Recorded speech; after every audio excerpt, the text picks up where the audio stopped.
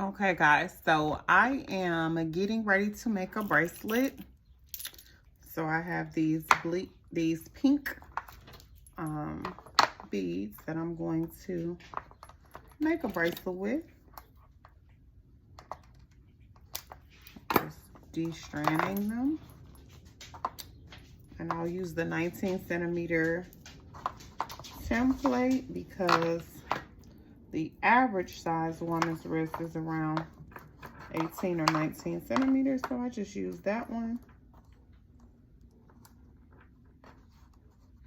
Have those on there. I'm going to do a pink and gold. So I'm going to have to use some of these 6 millimeter hematite beads.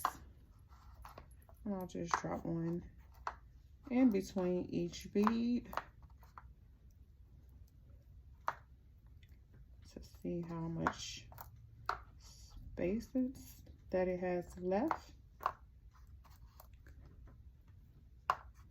Okay, looks like I need a few more pink.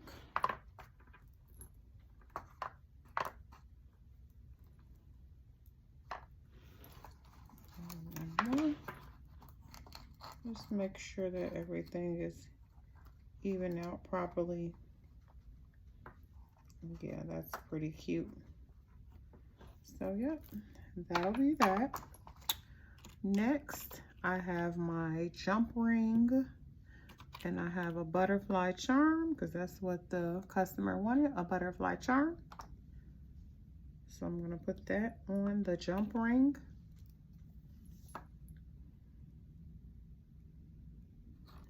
Open it up first, and then we'll just put the charm on it. Put it through the hole, and then we just turn until it's all the way through, which normally doesn't take too long. But this one looks like it's taking a little bit, I think because of the charm, how the charm is made. So I'm just pulling it through.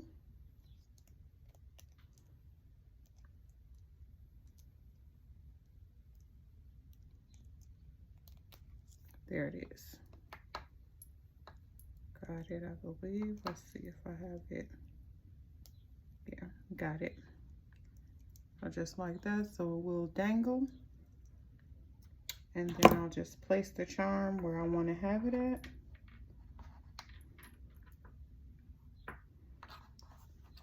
And then I already pre-cut my beading cord, but what I'm gonna do is stretch it. So I have it doubled, like doubled. See that? And I'm just gonna stretch it. And then you can either put your finger through the loop so that your beads won't fall off, or you could actually use the bead clip. Whichever one you prefer, you could put the bead clip on the end like that, and then you can just bead your beads that way, or you could just put your finger through them. So today, I'll just do it by putting my finger through to make sure that the beads don't fall off as I'm putting them on. And I always start from the back of the bracelet. That's what I do. I start from the back of the bracelet to, you know, start the pattern. So I'll tie the knot in the back as well. So I just start from the back of the bracelet and just start beading.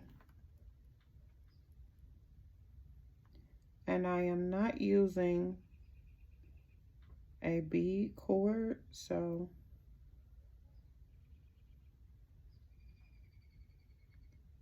it'll take a little longer. Actually, this cord seems to be kind of long. I mean, kind of thick, I should say. So I'm actually going to not double strand it. If I was using the thinner cord, I would double strand it. But since this one seems kind of thick, as you can see, I can stretch it multiple times. I'll just use a single. So I will bead on this single strand. and then go from there.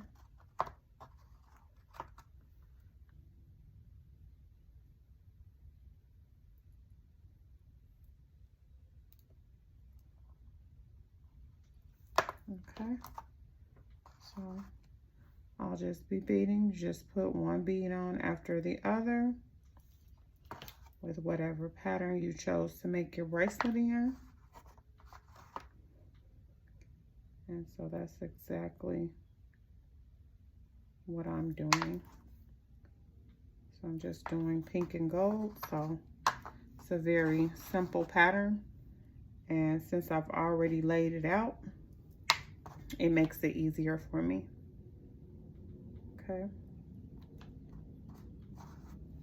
So I will just continue to do this. And this video, I'm not going to speed up or anything. So that way you can see how long it takes in real time to bead a bracelet, to create it, to string it, I should say. Yep. So I'm almost at the halfway mark of beading the bracelet. And so now I'm going to put the charm on, and I'll just slip it on. Since I already have the split ring on there, I could just slip it on and just continue with my pattern. Just a few more beads, probably about 8 more beads or so. I know it probably seems like it's taking forever, but we're only at 6 minutes 56 seconds on the video, so we're doing pretty good in my opinion. And so I'm just continuing to put the beads on.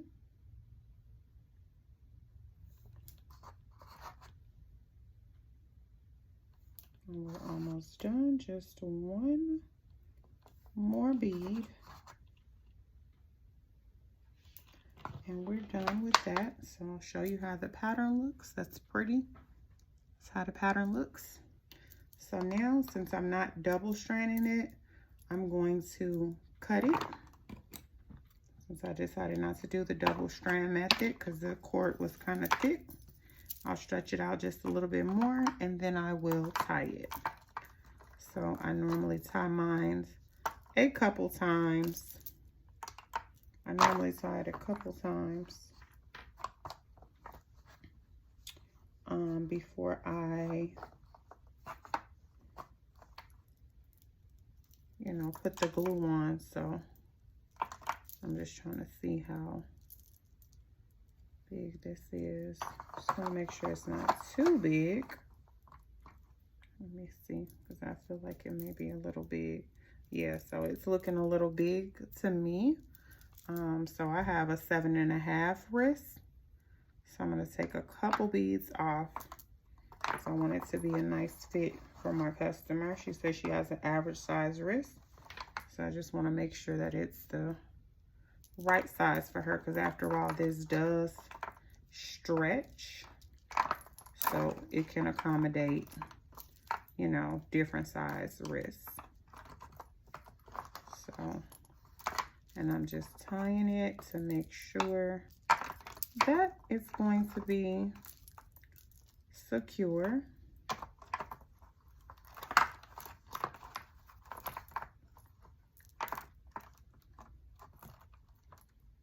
And then the glue will most definitely seal it.